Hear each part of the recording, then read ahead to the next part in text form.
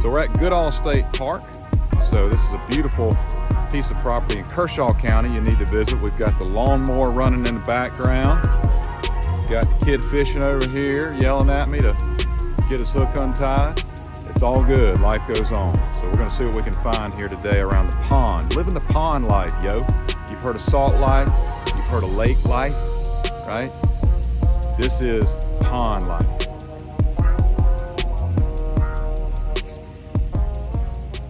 All right, so I got our first dragonfly here, and it's a good one to start with because I'd say it's one of the most common in our state. It's called the blue dasher because it dashes around everywhere and because it has a blue coloration, especially on the male. So the male's a bright blue, female's kind of yellow and black in color, but the male blue abdomen, green and black thorax, big beautiful green eyes, and look at the little red spots upon the abdomen there. Those are mites, tiny little mites that get on there and suck the blood, the insect blood, the hemolymph of the dragonfly.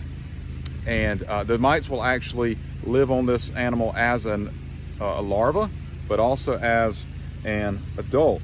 And they actually hatch off when the dragonfly comes from living underneath the water as a baby to living above the ground as an adult. The mites can detect that and they hatch out and hop onto the adult dragonfly. So blue dasher, a little bit of dark there on the wing bases, and then also on the distal margins of the wings you have some darkening. This is a medium-sized dragonfly. So we have dragonflies that are big, some that are very small. This one's kind of right in the middle, and what a beautiful species this is. So I'm gonna let him go here, as we often do. Hi, Mom. Love you, Mom. Love you, class. Love you, brother, sister. Love you, kids. I love you, Goodale State Park. Oh, he left. Okay. All right, we got species number 2 already. Also a blue color, but this time we have blue all the way across the body, the abdomen and the thorax. Now we have green eyes and we've got a green face. We've got a slightly larger size than we did before, but that slate blue all the way across. This is, believe it or not, what's called a pond hawk, P-O-N-D-H-A-W-K, pond hawk dragonfly. And this is the male. So the boys are blue, the girls are actually going to be a green color. And this is one of the most vicious of dragonflies, believe it or not. These are known to cannibalize their friends. You know, they get hungry, just go, you know, grab your buddy and start gnawing on their face or something. So little white, might not be showing up here, but little white ends to the abdomen, those two little cerci, the two little appendages that come out of there. And this guy also is adorned with red mites. So he's got red mites all over him. We talked about those with the blue dasher. So 2 blue dragonflies. And this is a great one to start with too, because this is probably the second most ubiquitous dragonfly that we have in our state. This guy can find them along rivers, along ponds. I see the females, it seems like, more often than I do the males. But the females are gonna be this beautiful, iridescent, almost strong green color that is unmistakable. So, all right, I'll let him go as well. Pond hawk. He's liable to bite. Yes, he did, but I'm still here. Life's good. I love my mama. I love my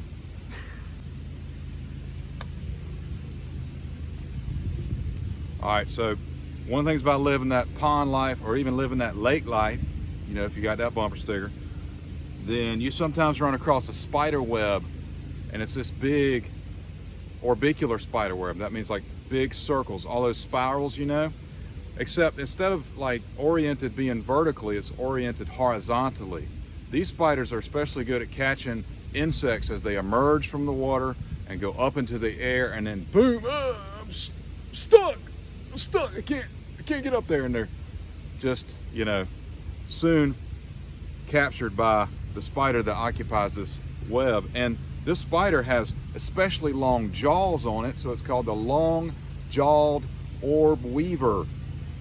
And the jaws are to help them have better sex, believe it or not, so the male doesn't get completely eaten by the female. But here it comes. Let's see if I can do it justice. Oh, crawling right there. You can see the long jaws there. Easy girl. And let's see, there she goes down my little, oh, she's dangling. Look at that, huh? So there she is. She's got a little drag line that kind of keeps her, you know, where she needs to be. But huge long jaws on this thing. All the time I find these near the water. They just really like that habitat, and you can see them. This is about a full-grown spider here. They make a huge web, but that's about as big as the spider gets. Long-jawed oil weaver. I'm gonna put her back down in the grass where she can go fetch a meal this evening. Here's a look at Goodale State Park, ladies and gentlemen. One of the most fabulous places on the earth. And it's level, actually. So here's a look through the pond cypress trees. There's a great canoe trail that goes several miles back into the swamp. And if you take that, you'll never fail to be impressed and surprised by the wonderful array of flora and fauna that will accompany you, including alligators, snakes, frogs, turtles. A lot of times I see bald eagles out here, ibis, wood stork or two once in a while, herons and egrets, many of which nest in those backwoods of pond cypress. All right, we're back, yo. All right, guys, so I'm out doing a little netting here, living the pond life. I'm actually in a bit of a stream, but so I'm cheating. I'm in the spillway of the pond. But right here, I have a handy dandy freshwater shrimp. I bet you didn't know such a thing existed before. These are not as tasty as the ones we get down at the beach, but nonetheless, yeah, this is a riverine grass shrimp. You just say freshwater shrimp if you want to, but you can see them there. All the makings of a shrimp, just a little tinier than what you may be used to seeing. So, good little find here. Usually indicative of pretty healthy streams, and he's a really important part of the food chain here at Goodale State Park. So maybe you've wondered before what a baby dragonfly looks like. I bet you'll be surprised. This is a baby dragonfly. Yeah, comes out of beneath the water, has little gills up inside its rectum, so it has to breathe by farting, right? I know some people that would breathe really, really well if they could just breathe by farting, but dragonflies do that, and this one is feigning death. He was moving around quite nicely here a moment ago. He's ready to be back in the water. Probably a small young river cruiser larva. That's what he's going to turn into, but it's enough for us to say that this is a dragonfly larva. And they have this fantastic little mouthpiece that you'll never see in the video, I don't think, but that comes out much like an upside down backhoe, and it scoops up things like immature mosquitoes and other invertebrates out in the water, and it turns them into dinner, turns them into dragonfly. I'm gonna let this guy go. Okay, I'm rolling freestyle, you guys.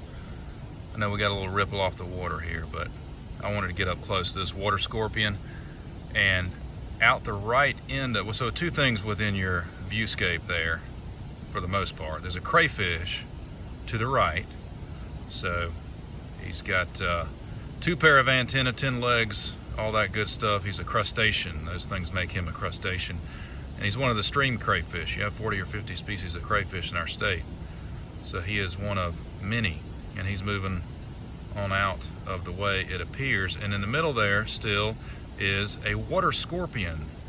So the long siphon out the back, the right end there, is basically the snorkel. He can hang upside down with that. He's got his 6 legs, the front 2 of which are adapted as predatory raptorial legs, almost like a praying mantis. He reaches out down and grabs fish and other things, brings them back into a little beak where he can stab them, vomit inside their bodies and liquefy the contents and suck it all back out, and then burp and fart and do all those other things that people do. after they eat a good meal. Water scorpion, living the pond life, yo. There's a handsome crayfish doing the back pedal. They're so good at moving backwards, using that tiltson, that little tail there, and those swimming legs. Beautiful species.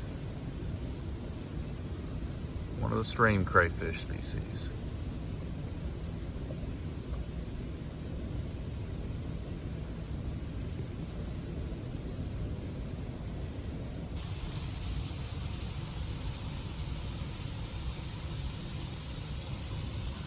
So you can see I'm just using a little D net.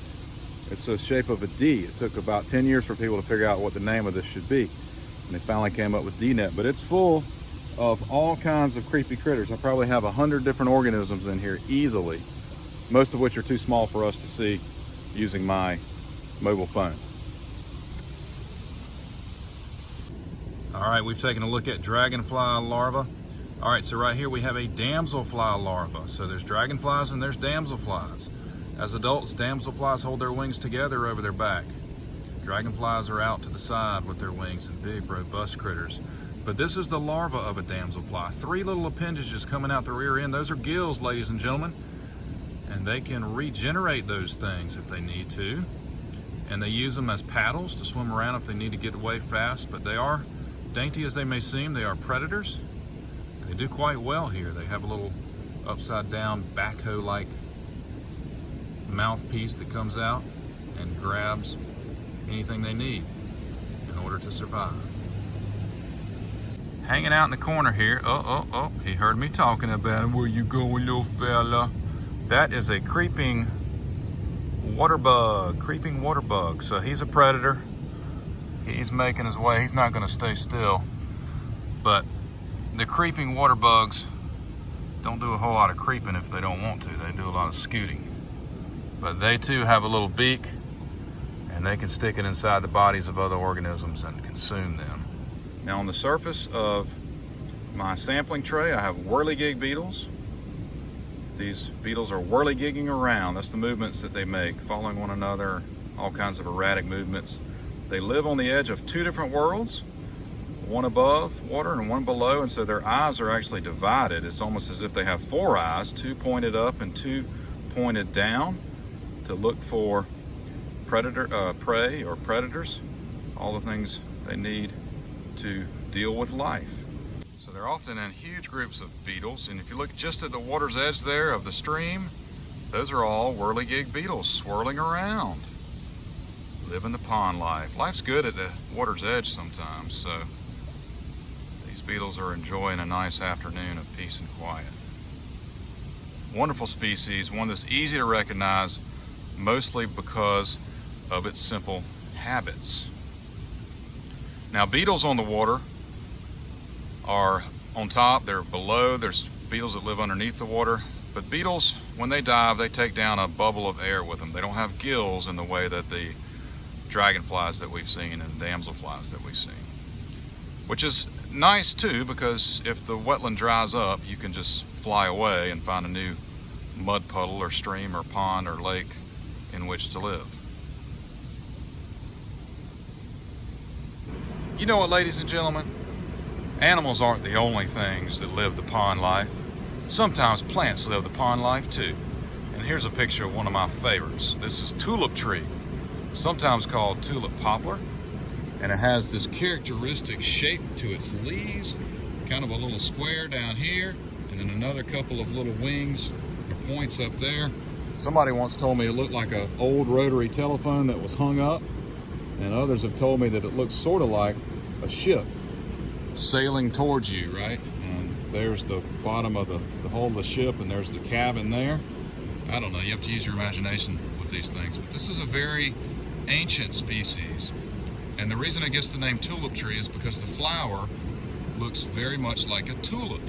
This is among the straightest of trees in the forest. So if you look through a wetland, a place near water, you will often see some very straight trees, and you can almost bet that those are tulip trees. This was a famous and popular tree among Native Americans for making canoes and boats because of the fact that it was so straight.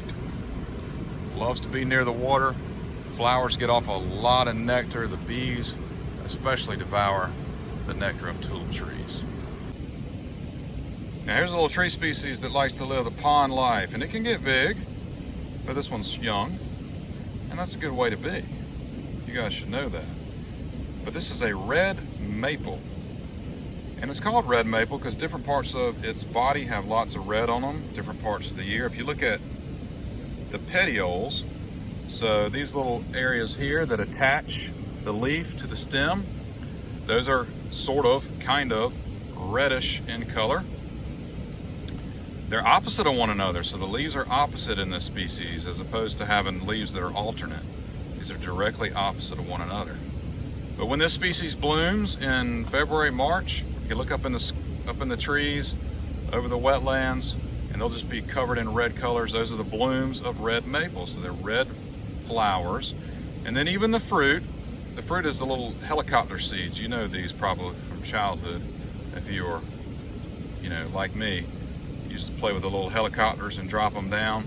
Those things are often also red.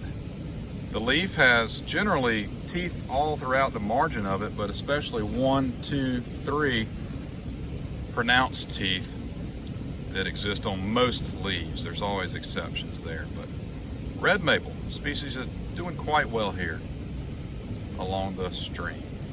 All right, ladies and gentlemen, my TA, my teaching assistant, Alex Jenkins, has captured for us a darter fish.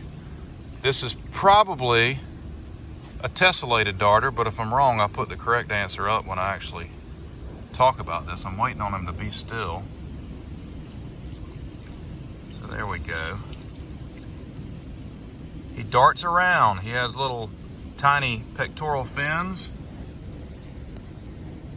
that help him to dart around, and he's indicative, usually this group of organisms is indicative of fairly healthy waters.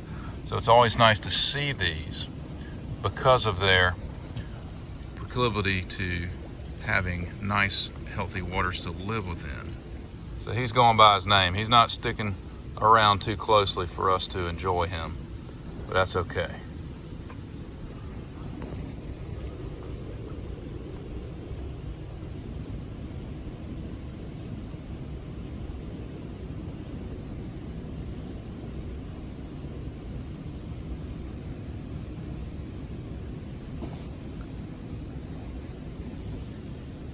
See, those little pectoral fins helping him to dart around. He kind of lives close to the bottom of the stream in many cases. This, by the way, is a nearly full-grown fish.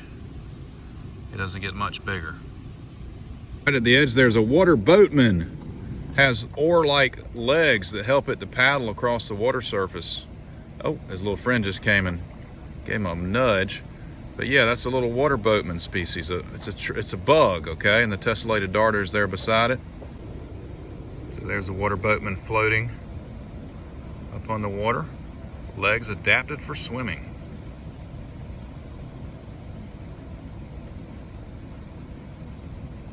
We're just at the water's edge, and there is fragrant water lily there in bloom. Well, was in bloom, kind of fading away now, but it's a beautiful bright white flower with a yellow inside, and it's attached to these leaves that we're looking at that are circular with a little wedge kind of taken out of the backside there. These are inflated. They have gas inside them so they can float like this, and then they're connected down by a long stem to a root system underneath the water. Fragrant water lily, a common species on the edge of many waters of South Carolina.